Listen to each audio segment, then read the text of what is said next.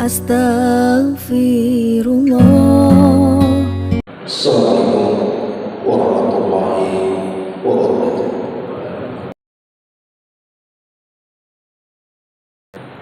Alhamdulillah,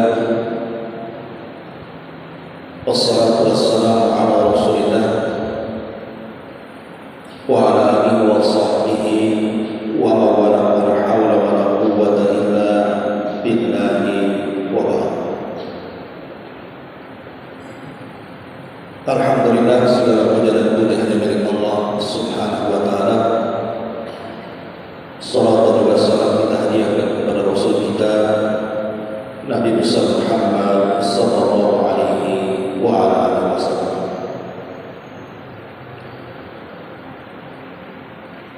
Alhamdulillah, kita bisa melanjutkan kembali kajian kita masih membahas tafsir singkat dalam surah-surah pendek dalam Al-Quran. Dan pada minggu yang lalu kita sudah membahas tentang muqaddimah pada surah Al-Alaq. Allah Subhanahu wa taala berfirman di permulaan surah Al-Alaq, A'udzu billahi minasyaitonir rajim. Bismillahirrahmanirrahim. Iqra bismi rabbikal ladzi khalaq. Khalaqal insana min 'alaq. Iqra wa rabbukal akram alladzi 'allama bil qalam 'allamal insana ma lam ya'lam.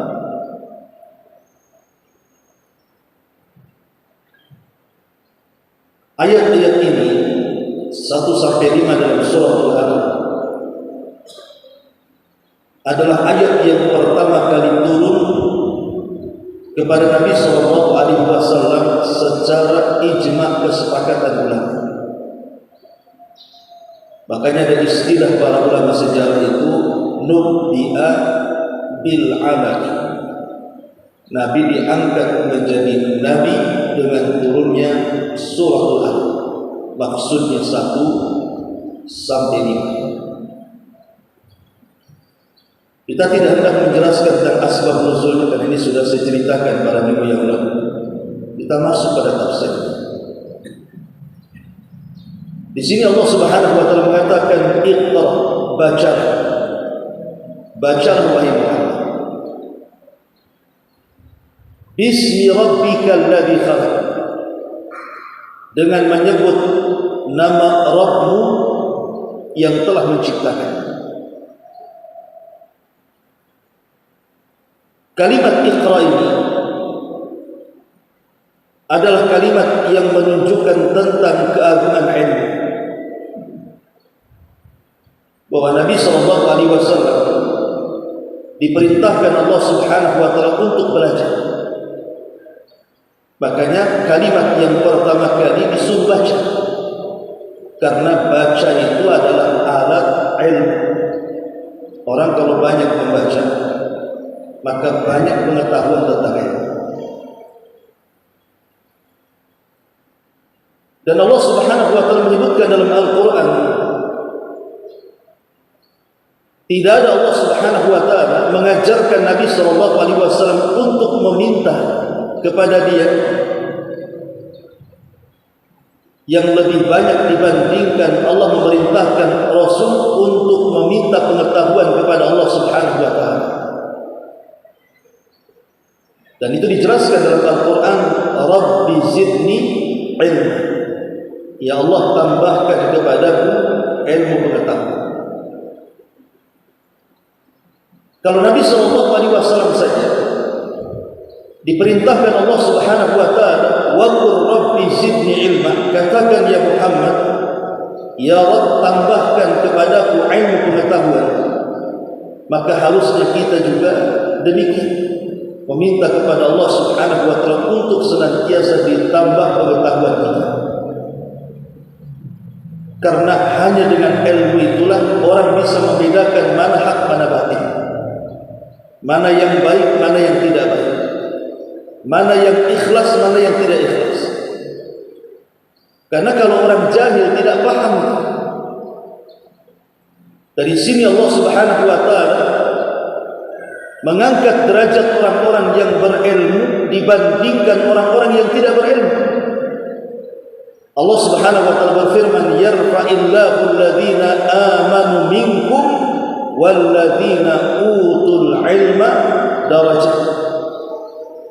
Allah mengangkat derajat orang-orang yang beriman di antara kalian dan derajat orang-orang yang berilmu di antara kalian beberapa tingkatan.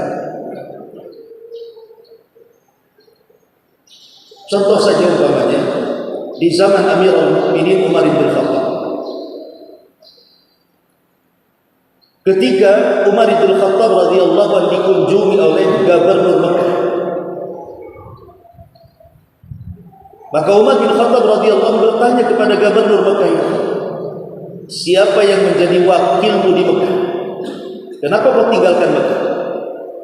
Siapa yang menjadi wakilmu untuk berkuasa di Mekah? Maka kata sang gubernur Mekah ini mengatakan, ada wahai Amirul Mukminin, dia adalah Abdurrahman ibnu Abza. Lah Umar tidak tahu siapa Abdurrahman ibn Abza ini, padahal wakil gubernur. Jadi Umar mengatakan, siapa ibnu Abza itu? Maka sang gubernur mengatakan, dulu dia seorang budak, kemudian aku merdekakan dan aku angkat menjadi wakilmu di Mekah. Jadi Umar heran, ngapain mengangkat mantan gubernur, mengangkat menjadi wakil gubernur orang merdeka banyak. Maka sang gubernur mengatakan, ya memang orang-orang yang merdeka banyak wahai Amirul Mukminin, tapi Abdurrahman ibn Abza walaupun dulunya seorang budak kemudian dimerdekakan, tapi dia alimun bi kitabillah, dia pakarnya Quran, wa alimun bi faraidillah, dan dia pakarnya faraid. Dan dia kalau berhukum kepada manusia, maka dia berhukum dengan keadilan. Maka ketika Umar bin Khattab radhiyallahu anhu mendengar alasan kenapa Gubernur Mekah menjadikan Abdurrahman ibn Abza mantan budak menjadi wakil gubernur karena kepakaran dalam Al-Quran, maka Umar mengatakan, shadaqa Rasulullah sallallahu alaihi wasallam, sungguh benar ucapan Rasul yang mengatakan, yarfa'illah qauman bihadzal kitab wa yadha'al akharin. Ada beberapa kaum yang diangkat derajatnya oleh Al-Quran, tapi juga ada yang direndahkan. Dari sini menunjukkan bahwa bagaimana Abdurrahman ibn Abza walaupun dulu mantan budak kemudian dimerdekakan, tetap kemudian dimuliakan menjadi wakil gubernur di zaman itu. Kenapa? Karena kepakarannya terhadap ilmu Quran. Itulah cara Allah Subhanahu wa taala mengangkat derajat orang-orang yang berilmu. Abu Hurairah radhiyallahu anhu. Abu Hurairah ini orang miskin. Bahkan ketika kemudian dia hijrah dari kabilahnya namanya Daus yang ada di Yaman itu. Karena Abu Hurairah itu masuk Islam di tangan Tufail ibn Amr ad-Daus. Jadi setelah masuk Islam Abu Hurairah ini, maka dia ingin hijrah ke Madinah dan dia bawa ibundanya. Sesampainya di Madinah, maka dia pun kemudian menjadi bagian dalam Ashabus Suffah. Ashabus Suffah itu orang-orang miskin yang hidup di Masjid Nabawi di zaman itu. Jadi makannya hanya mengandalkan dari pemberian Nabi SAW dan para dermawan. Tapi walaupun demikian, Ashabus Suffah ini orang yang paling bermulazamah dengan Nabi SAW. Lah Abu Hurairah itu berjumpa dengan Nabi tidak lama. Dia datang ke Madinah tahun 7 Hijriah dan Nabi SAW wafat tahun 11 Hijriah. Artinya berjumpa dengan Rasul hanya 4 tahun saja. Tapi 4 tahunnya Abu Hurairah bersama Nabi digunakan untuk belajar. Akhirnya kemudian karena dia tekun belajar dengan Nabi SAW walaupun hanya 4 tahun, tapi melebihi sahabat-sahabat seniornya. Makanya hari ini kalau kita membaca hadis Nabi SAW itu kebanyakan riwayat Abu Hurairah. Tapi lihat bagaimana Abu Hurairah diangkat derajatnya Allah. Hampir dalam setiap bab dalam bab-bab agama kita, baik bicara akidahnya, baik bicara ibadahnya, anggaplah fikihnya. Kalau kita bicara bab taharah, ada hadis Abu Hurairah di situ. Kalau kita bicara bab salat, ada hadis Abu Hurairah di situ. Kalau kita bicara bab puasa, haji, zakat, semua ada hadis Abu Hurairah di situ. Dan kita sebut-sebut namanya. An Abi Hurairah, an Abi Hurairah, dari Abi Hurairah, dari Abi Hurairah. Bayangkan nama Abu Hurairah terus disebut selama hadis Nabi dibaca. Siapa yang mengangkat derajat Abu Hurairah pada dia orang miskin? Dia termasuk ashabus suffah. Tapi Allah angkat derajatnya dan namanya disebut-sebut karena pengetahuannya terhadap hadis Nabi SAW. Begitulah cara Allah mengangkat derajat orang-orang yang berilmu. Makanya dalam ayat ini Allah Subhanahu wa taala mengatakan, "Iqra", baca. Bacalah wahai Muhammad. Tentu yang namanya Quran sering saya katakan al-ibratu bi umumil lafzi la bi khususis sabab. Namanya pelajaran dalam Al-Quran itu bukan karena khususnya sebab, tapi umumnya lafaz. Ya memang sebabnya khusus kepada Nabi, tapi lafaz ini juga umum kepada kita. Ketika Allah mengatakan Iqra, bacalah, berarti ini juga bukan hanya perintah kepada Rasul, tapi juga perintah kepada kita. Disuruh banyak membaca. Tapi sayang, hari ini banyak orang yang buta huruf. Buta huruf khususnya Al-Quran. Bahkan saya pernah diundang untuk memberikan ceramah di salah satu universitas di Batam. Kemudian saya tanya anak-anak mahasiswa tentang apakah di antara mereka ada yang hafal Quran entah juz 30 atau mungkin juz 29 atau mungkin surah Al-Baqarah. Mereka mengatakan, boro-boro ngapal Ustaz, baca Quran saja tidak bisa. Anak-anak mahasiswa. Loh, kalau seandainya tidak bisa baca Quran, macam mana mau menghafal? Itu kan menunjukkan bahwa masih banyak orang yang buta huruf terhadap Al-Quran. Padahal dia seorang muslim. Jangan cerita buta huruf, maksudnya buta tulis dan baca. Oke lah, itu juga penting dalam kehidupan kita. Tapi membaca Al-Quran itu jauh lebih penting dibandingkan segalanya.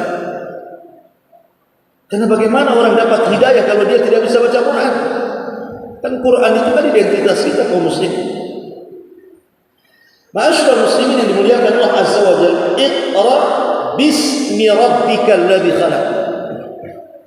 Bacalah wahai Muhammad bismi rabbika, dengan menyebut nama Rabb. Di sini Allah Subhanahu wa taala mengajarkan kepada kita bahwa dalam setiap aktivitas kita jangan sampai tidak menyebut nama Allah. Dalam setiap aktivitas kita jangan sampai sepi dari nama Allah. Katakan bismillah. Entah Anda mau keluar rumah, entah Anda mau bekerja, mau ke pasar, mau ke laut, mau kemana saja, kalau bisa jangan pernah meninggalkan kalimat bismillah. Apalagi Anda di waktu pagi kemudian keluar mau bekerja, ada yang ke pasar, ada yang ke jalan, ada yang ke laut, ada yang ke udara, dan begitu seterusnya. Kenapa demikian? Karena kalimat bismillah ini bukan kalimat biasa. Itu kalimat luar biasa. Dalam bismillah itu kan ada ba di situ ya. Bismillah. Dalam huruf hijaiyah itu ada huruf ba di situ. Bismillah. Ulama mengatakan bahwa kalimat ba dalam kalimat bismillah itu memiliki dua makna. Pertama, dengan membaca bismillah itu artinya kita meminta pertolongan Allah Subhanahu wa taala dalam setiap pekerjaan kita. Jadi bertawassul dengan nama Allah supaya dalam setiap pekerjaan kita itu ditolong. Dan yang kedua, meminta kepada Allah Subhanahu wa taala bahwa dalam setiap aktivitas ataupun pekerjaan ataupun apapun namanya itu diberkahi Allah Subhanahu wa taala. Jadi dengan menyebut bismillah atau bapak-bapak yang dimuliakan Allah Azza wa Jalla, berarti kita meminta kepada Allah dua perkara. Pertama, al-isti'anatu billah, meminta pertolongan. Dan yang kedua, al-barakah, meminta supaya dapat berkah. Saya contohkan. Dalam setiap pekerjaan itu pasti ada risiko. Tidak mungkin orang bekerja tidak ada risiko. Contoh nelayan. Jangan melihat hasil tangkapannya, tapi nelayan itu ada risiko berat. Bisa saja mungkin perahunya terguling, orangnya tenggelam. Atau namanya orang-orang yang bekerja di jalan, ojek, taksi dan yang semacamnya. Jangan melihat hasilnya saja, tapi risikonya besar. Bisa nabrak orang, bisa ditabrak orang, bisa juga tabrakan dan begitu seterusnya. Itu bisa terjadi. Intinya dalam setiap pekerjaan itu pasti ada risiko. Lah ketika kemudian kita membaca basmalah, dan risiko dalam setiap pekerjaan kita. Karena tadi makna yang pertama, kalau kita bekerja membaca basmalah, berarti kita melibatkan Allah Subhanahu wa taala dalam setiap aktivitas kita. Karena di antara makna basmalah itu kita meminta pertolongan kepada Allah. Maknanya kita melibatkan Allah dalam setiap aktivitas pekerjaan kita. Dan ingat, kalau Allah Subhanahu wa taala sudah dilibatkan dalam setiap pekerjaan kita, jangan lagi masalah kecil, masalah besar saja pasti Allah akan carikan jalan keluar. Kenapa? Karena Allah terlibat di sini.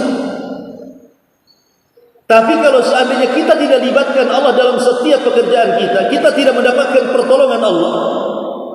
Jangankan masalah besar, masalah kecil saja kita tidak bisa mencari jalan keluar. Maka dengan membaca basmalah itu sama dengan melibatkan Allah supaya Allah menolong dalam setiap pekerjaan kita. Supaya ketika kita bekerja selamat, bagi para nelayan tidak tenggelam, bagi para pekerja di jalan tidak tabrakan, bagi orang-orang yang ada di PT mungkin tidak kecelakaan, dan begitu seterusnya. Namanya setiap pekerjaan itu kan ada risiko. Ini yang pertama. Yang kedua, supaya diberkahi. Saya contohkan umpamanya, ada orang yang bekerja sebagai ojek. Yang namanya ojek itu kan tidak tentu pendapatan dan penghasilan. Terkadang banyak, terkadang sedikit. Atau pedagang-pedagang itu, terkadang banyak, terkadang sedikit, tergantung cuaca. Kalau seandainya Allah Subhanahu wa taala takdirkan yang biasa mungkin dia dapat uang satu hari itu mungkin 200 perak atau mungkin 300 ribu lah. Tapi karena cuaca mungkin akhirnya tidak banyak dapatnya, cuma 50 ribu. Tetapi karena ketika dia berangkat bekerja itu membaca basmalah, jadi berkah bagi dia. Dan boleh jadi walaupun dari segi nominal tidak banyak, tapi karena itu berkah bisa saja mencukupi kehidupannya. Karena namanya berkah itu kan walaupun sedikit cukup, tapi tidak berkah walaupun banyak tidak pernah merasa cukup. Maka dari sini faedahnya iqra bismillah, dengan menyebut nama Rabb alladzi Ma'asyiral muslimin yang dimuliakan Allah Subhanahu wa taala, kalimat khalaq yang menciptakan, di antara nama dari nama-nama Allah Subhanahu wa taala adalah Al-Khaliq. Kalau kita membaca Asmaul Husna, nama-nama Allah yang indah itu, salah satu di antara nama-nama Allah itu Al-Khaliq, Sang Pencipta. Dahulu di zaman Nabi SAW, ketika tahun-tahun banyaknya delegasi dari kabilah-kabilah yang datang kepada Rasul untuk masuk Islam, ada satu kabilah dari Yaman. Satu kabilah dari Yaman datang menemui Nabi SAW. Kemudian kabilah ini bertanya kepada Nabi SAW, "Ya Rasulullah, kami datang untuk masuk Islam, dan kami datang juga untuk belajar tentang Islam." Kemudian orang-orang Yaman ini mengatakan di hadapan Rasul, "Ya Rasulullah, ada satu pertanyaan yang mengganjal di hati kami." Kata Rasul, "Apa itu?" Kemudian dia mengatakan, "Di mana Allah sebelum Allah menciptakan langit dan bumi?" Rasul, "Aina kana Allah qabla khalaqas samawati wal ard?"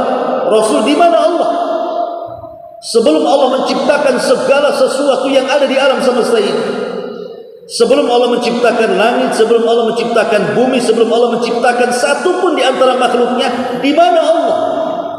Orang ini bertanya soal di mana Allah sebelum menciptakan langit dan bumi dan alam semesta ini. Maka Rasul SAW mengatakan, "Allahu fi amal, ma tahtahu hawa, wa ma fawqahu hawa." Maka Rasul mengatakan Allah berada di ama.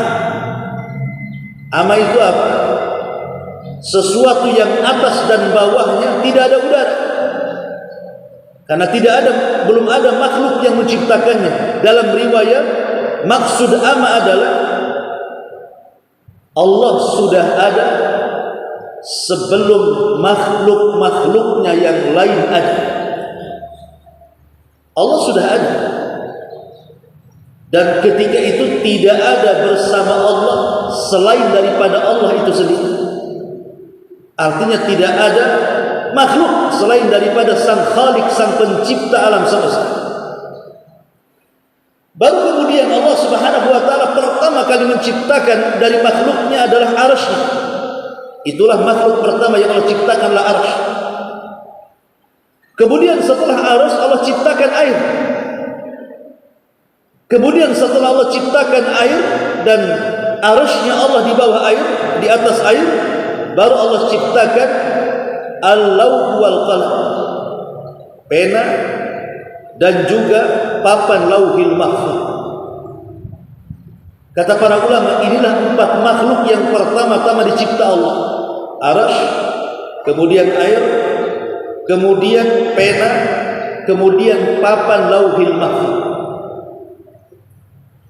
Baru setelah itu Allah Subhanahu wa taala menciptakan yang lain.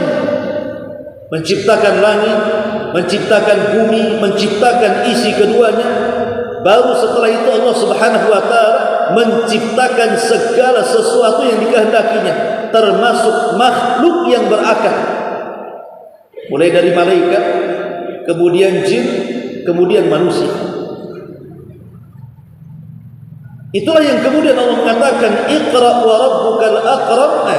Iqra bismi rabbikal ladzi khalaq. Dialah Sang Pencipta segala sesuatu, mulai daripada yang paling besar Arsy kepada yang paling kecil, mungkin bakteri-bakteri yang tidak bisa dilihat kecuali dengan air.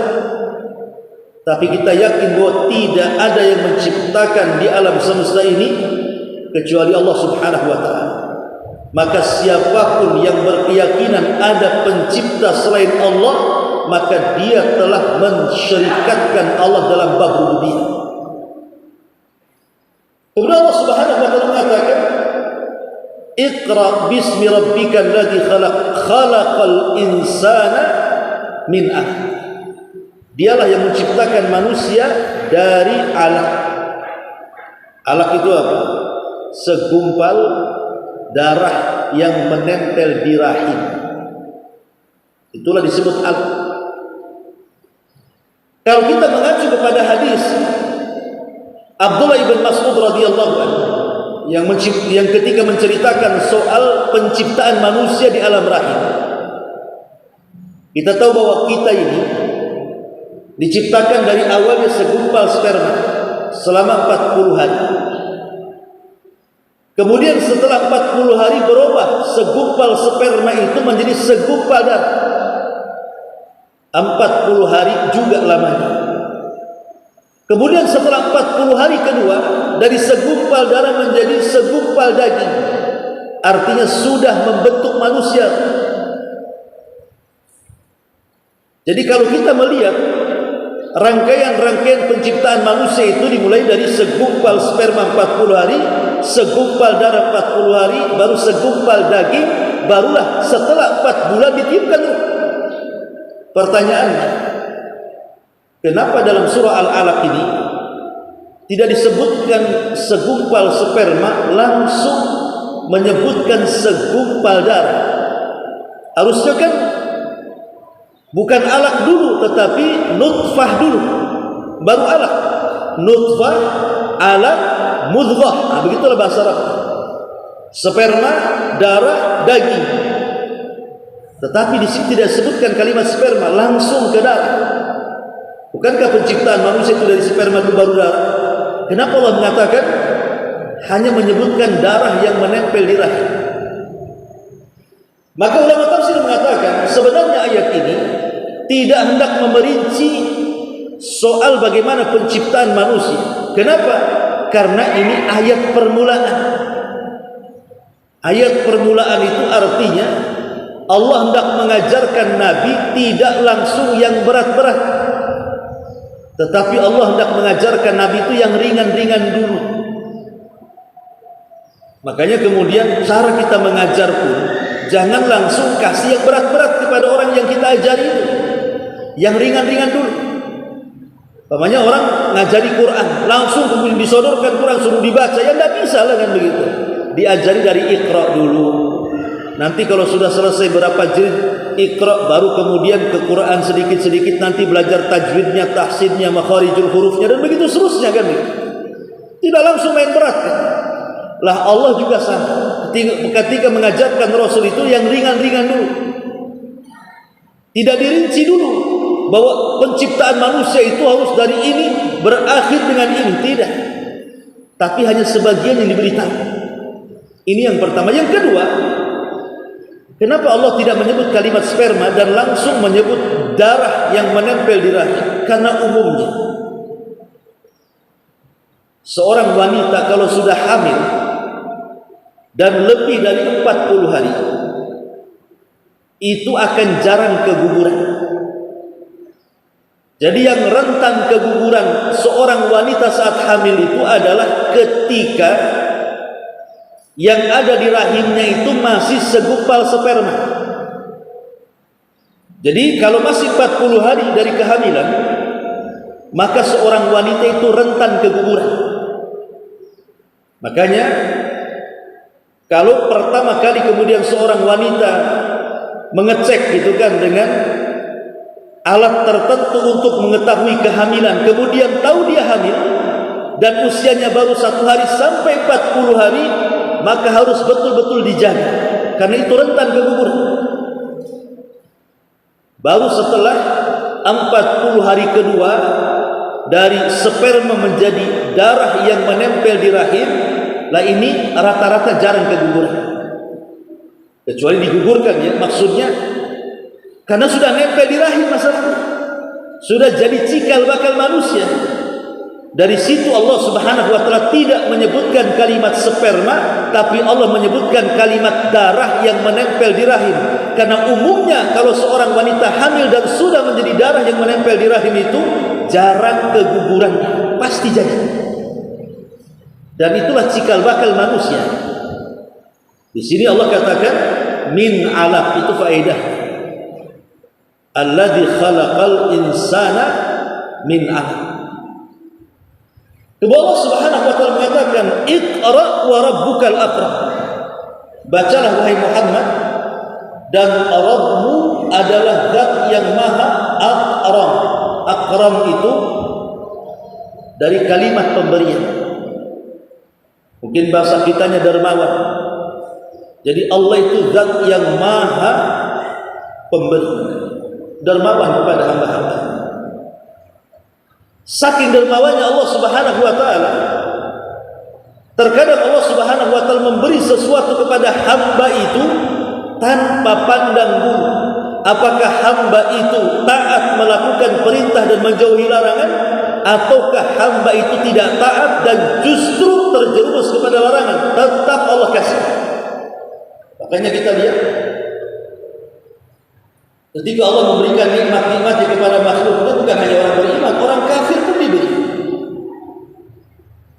Bahkan ada orang-orang kafir itu yang jauh lebih kaya dibandingkan orang yang beriman, kan? Ya, karena Allah itu karim, Allah itu akram. Dia memberi tanpa melihat makhluknya apakah taat ataukah tidak taat. Makanya lihat dalam hadis Nabi SAW, kita tahu Allah Subhanahu wa taala dalam sepertiga malam itu kan selalu turun ke langit dunia. Makanya waktu di sepertiga malam itu adalah waktu yang sangat mustajab. Jadi kalau Allah Subhanahu wa taala bangunkan kita semua, anggaplah dari jam 2 malam sampai subuh. Itu waktu yang sangat istimewa dalam kehidupan manusia. Kalau orang tahu bagaimana keutamaan bangun jam 2 sampai subuh atau sepertiga malam akhir, dari keutamaan dan keagungannya, pasti orang akan bangun semua di jam-jam segitu. Tapi karena orang tidak paham keutamaan waktu sepertiga malam akhir itu, ya mereka malas bangun itu di situ. Padahal di sepertiga malam akhir itu, setiap hari Allah Subhanahu wa taala turun ke langit dunia, kemudian menawarkan kebaikan dan mengatakan, "Man yad'uni fa astajibalah, wa man yas'aluni fa u'tiyah, wa man yastaghfiruni fa aghfiralah." Siapa yang berdoa ku kabulkan, siapa yang minta ku beri permintaannya, siapa yang meminta ampun ku hapuskan dosa-dosanya. Setiap hari Allah ngomong seperti itu. Siapa yang berdoa ku kabulkan, siapa yang minta ku kasih, siapa yang minta ampun ku ampuni dosa-dosanya. Bayangkan 3 perkara setiap hari di sepertiga malam akhir Allah tawarkan kepada kita. Tapi siapa di antara kita yang kemudian mau mengambil manfaat dari 3 perkara yang Allah tawarkan kepada kita juga? Siapa yang berdoa ku kabulkan. Makanya kalau seseorang itu banyak masalah dalam kehidupannya, kemudian bangun di sepertiga malam akhir memanjat doa kepada Allah, yakinlah setiap masalah itu pasti diuraikan Allah Subhanahu wa taala. Syaratnya apa? Bangun di sepertiga malam akhir, karena itu waktu mustajab. Atau siapapun yang hendak melakukan aktivitas pekerjaan supaya dalam satu hari itu mendapatkan rizki yang banyak, rizki yang halal, rizki yang baik, biasakan minta di sepertiga malam akhir itu. Ya Rabb, besok saya bekerja, besok saya akan bekerja, tolong berkahi pekerjaan saya, tolong berikan keuntungan dalam pekerjaan saya, dan jangan kau rugikan. Dan terserahlah permintaan kita, minta di sepertiga malam itu, karena sepertiga malam itu pembuka rizki hamba-hamba, termasuk orang-orang yang bertobat. Dan itu bentuk akram. Bagaimana Allah Subhanahu wa taala itu sangat dermawan memberikan kepada hamba-hambanya sesuai dengan permintaan hambanya. Iqra wa rabbukal akram. Dan ingat, terkadang Allah Subhanahu wa taala memberi makhluknya itu sebelum dia meminta. Kalau kita kan memberi sesuatu kalau diminta. Tapi kalau Allah itu memberi sesuatu terkadang belum diminta sudah dia beri. Karena Allah itu tahu permintaan hamba sebelum mengangkat kedua tangan minta apa, Allah sudah tahu dia akan minta apa. Sehingga Allah Subhanahu wa taala terkadang mengabulkan hamba itu sebelum hamba itu meminta. Contoh, di zaman Nabi Allah Musa ataupun Nabi Allah Sulaiman alaihi salam. Sulaiman alaihi salam pernah satu hari mengajak Bani Israel kaumnya untuk mengadakan sholat istisqa. Istisqa itu apa? Minta hujan. Jadi paceklik yang berkepanjangan, maka Nabi Sulaiman mengajak kaumnya untuk berangkat ke tanah lapang, kemudian melaksanakan salat istisqa dan doa istisqa meminta hujan. Berangkatlah Nabi Allah Sulaiman dengan pasukannya. Belum lagi sampai di tempat tujuan, tiba-tiba kemudian Nabi Allah Sulaiman melihat banyak semut yang sedang menengadahkan tangan-tangan mereka ke langit, seolah-olah mereka minta hujan kepada Allah Subhanahu wa taala. Dan subhanallah, ketika Nabi Sulaiman melihat semut-semut itu sudah mulai mengangkat kedua tangan mereka meminta kepada Allah untuk hujan, beberapa saat kemudian tiba-tiba datang mendung hitam, kemudian hujan lebat. Kemudian Nabi Sulaiman mengatakan kepada pasukannya, irji'u, pergi kalian, pulanglah kalian, karena permintaan kita sudah didahului oleh semut-semut itu. Sebelum kita meminta hujan, rupanya semut-semut itu sudah meminta. Artinya, sebelum kita meminta hujan, Allah sudah kasih hujan dulu, walaupun perantara semut. Itu namanya memberi sebelum diminta namanya. Kan belum sholat istisqa, kenapa kemudian turun hujan? Minta aja belum, tiba-tiba kemudian dihujani. Hanya gara-gara mungkin semut-semut itu melakukan istisqa kan? Dari sini menunjukkan bahwa saking dermawannya Allah kepada kita, terkadang memberi sesuatu sebelum kita minta. Itulah makna akal. Dan ingat, Allah Subhanahu wa taala itu kalau jarang dimintai, maka dia akan murka kepada kita. Allah kalau jarang dimintai oleh kita, maka Allah itu akan murka dengan kita. Berbeda pula dengan kita. Kalau kita sering dimintai, kita pula murka. Ya kan? Anda kalau seandainya hari-hari datang orang meminta sesuatu, pinjam uang, nanti besok datang lagi pinjam uang lagi, besok datang pinjam uang lagi, mungkin lama-lama kita tidak mau ketemu orang itu. Boleh jadi kita akan putus komunikasi dengan dia, boleh jadi kita akan pindah, boleh jadi kita akan ketakutan kalau dia datang, pasti datang meminta utang. Jadi manusia itu kalau diminta terus pasti emosi. Tapi Allah Subhanahu wa taala justru kalau kita tidak terus meminta kepada Allah, justru Allah marah kepada kita dan kita dianggap sombong. Maka mintalah terus kepada Allah Subhanahu wa taala, walaupun hanya sekedar tali sandal yang putus. Kata Rasul, teruslah meminta kepada Allah walaupun tali sandal yang putus, minta kepada Allah. Contoh umpamanya nih, Anda sedang naik motor, tiba-tiba motornya mogok di jalan. Kita tahu di sekitar situ tidak ada bengkel motor. Apa yang harus dilakukan oleh kita? Harusnya ketika motor itu mogok, langsung berdoa kepada Allah Subhanahu wa taala, ya Rabb, motorku mogok, tolong beneri motor saya. Sebagaimana hadis Rasul, umpamanya ada orang berjalan kemudian tali sendalnya putus, hendaklah dia bicara dan meminta kepada Allah, ya Allah, tali sendal saya putus, berikan tali sandal. Apa tiba-tiba kemudian jatuh tali sendal dari langit? Bukan begitu. Ya tidak mungkin juga kayak gitu kan caranya Allah memberi tali sandal. Boleh jadi mungkin nampak kawannya orang ini tak pakai sandal, kasihan, akhirnya diberikan sandal baru. Bisa saja. Bisa saja Allah Subhanahu wa taala kemudian menolong kita kan? Atau ketika motor kita mogok, memang tidak ada bengkel, tiba-tiba kemudian Allah kirim orang menolong kita, ikut nuntun kita pula kan? Artinya bahwa Allah itu tahu caranya kemudian mengabulkan permintaan kita. Makanya jangan pernah berhenti meminta kepada Allah Subhanahu wa taala. Karena meminta sendiri bagian daripada doa, dan doa itu adalah sebuah ibadah. Dan ingat bahwa doa itu senjatanya orang Islam. Senjatanya orang Islam. Iqra bismi rabbikal ladzi khalaq, khalaqal insana min 'alaq. Iqra wa rabbukal akram alladzi 'allama bil qalam. Dialah yang telah mengajarkan ilmu dengan pena, dengan qalam. Kita tahu bahwa ada makhluk-makhluk Allah Subhanahu wa taala yang diciptakan dengan kun fayakun. Jadi maka jadilah. Seperti ketika Allah Subhanahu wa taala menciptakan langit dan bumi, maka Allah tinggal mengatakan kun fayakun, kan?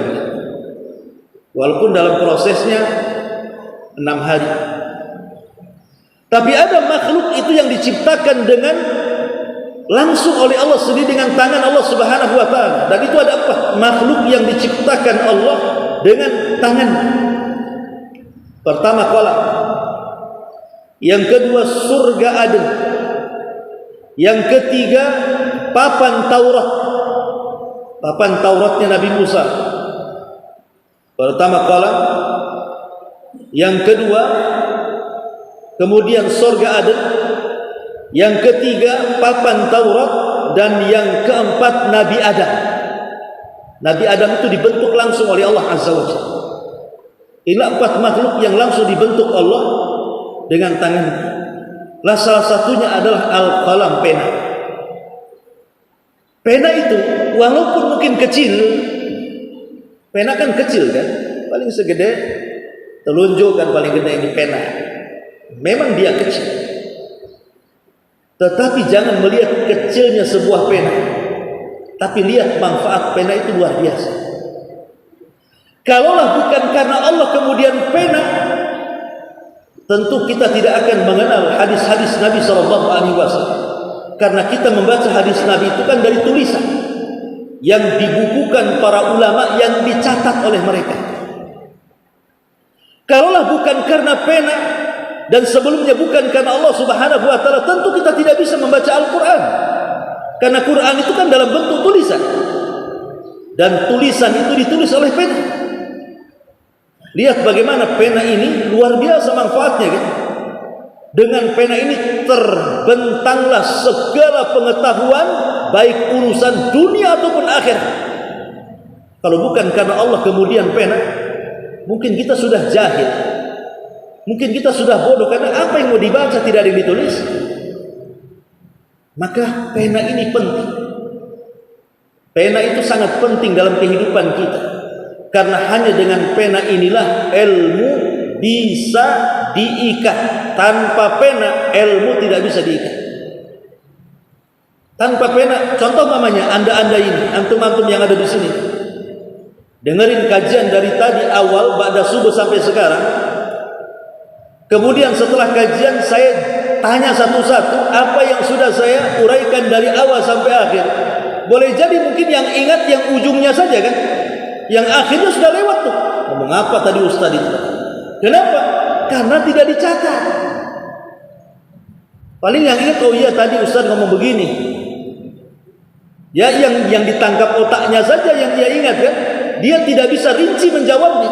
Tapi kalau orang nyatat dari awal sampai akhir ditanya, pasti dia tahu. Itulah gunanya pena apa? Mengikat pengetahuan. Gunanya pena itu mengikat pengetahuan. Kalau tidak diikat dengan pena, hilang pengetahuan kita.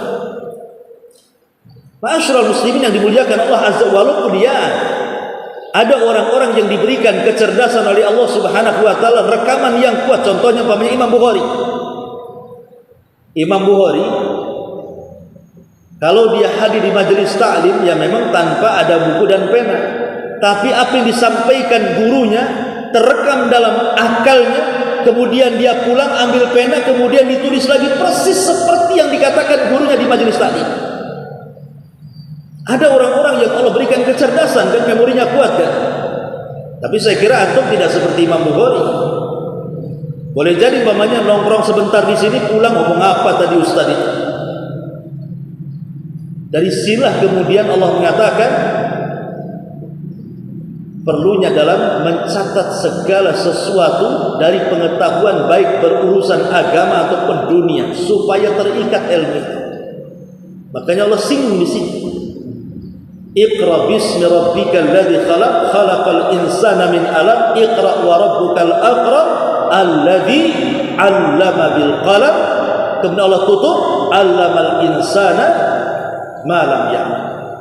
Allah lah yang mengajarkan manusia dari ketidaktahuan menjadi tahu. Jadi ilmu itu taufik ataupun rizki. Sama dengan mencari harta. Ada yang dari pagi sampai sore berkeringat, panting tulang, tapi gajinya pula tak banyak. Ada orang yang duduk-duduk saja di meja, gak ngapa-ngapain gitu, gaji pula besar dia. Itulah rizki dari Allah Subhanahu wa ta'ala. Ada yang lelah, dapat hasil sedikit. Ada yang tidak lelah, hasilnya pula banyak. Karena Allah sudah membagi-bagikan rizkinya masing-masing kepada hamba-hambanya. Lah begitu juga ilmu pengetahuan. Ada orang belajar gak pintar-pintar kan? Tapi ada orang yang belajar sebentar saja dia pintar nih.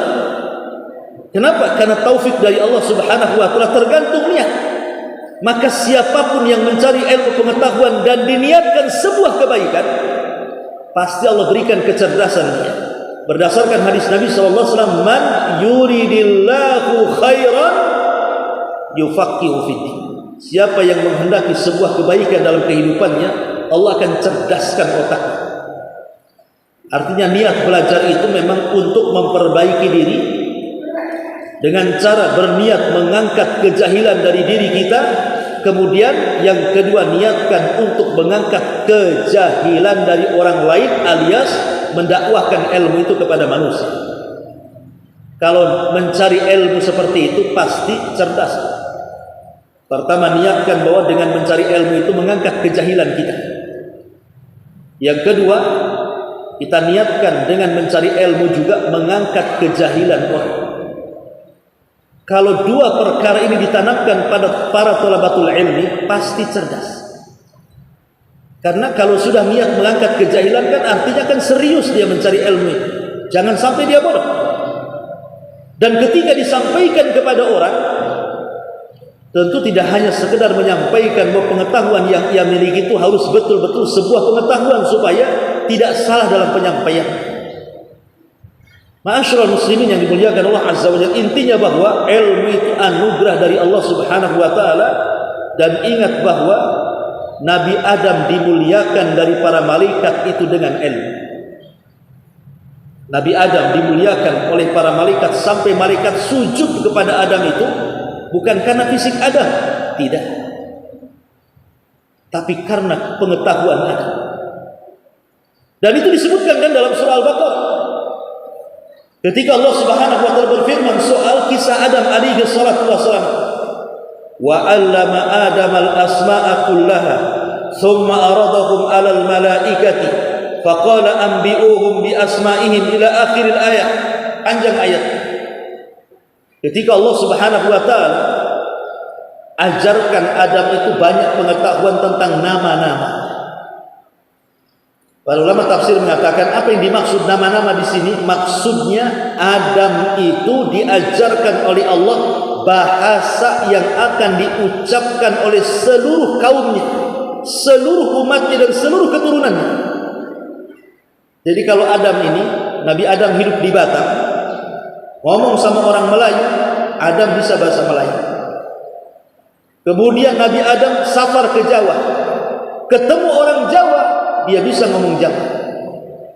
Kalau Nabi Adam safar pula umpamanya ke Flores, ketemu sama orang Flores ngomong bahasa Alor, Adam pun bisa pakai bahasa Alor.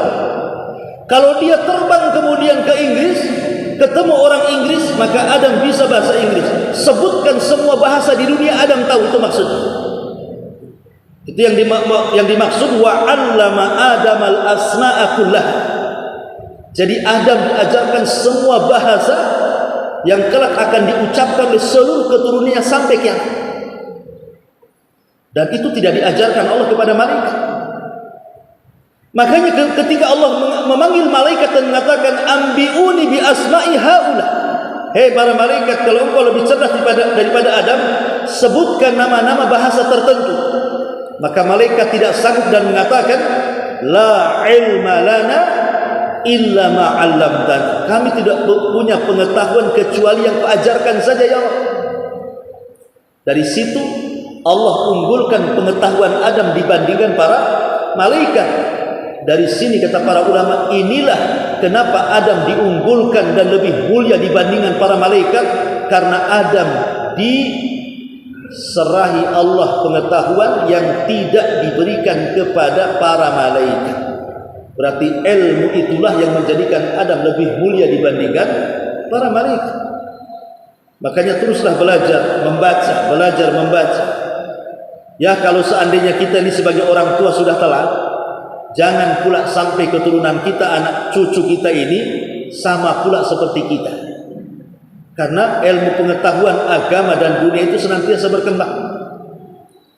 Wallahu a'lam bishawab. Ini diantara beberapa catatan terhadap tafsir singkat dari suratul Alaq. Insyaallah kita lanjutkan ayat yang lainnya dari kesempatan, karena sudah hampir jam 6.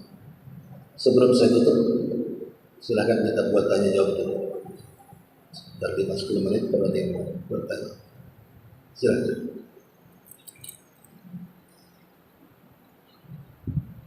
Tidak ada, alhamdulillah. Ya, kita tutup dengan doa kafaratul majlis. Subhanallah bihamdika, asyhadu an la ilaha illa anta, astaghfiruka wa atubu ilaik. Wallahu ta'ala a'lam. Assalamualaikum warahmatullahi wabarakatuh.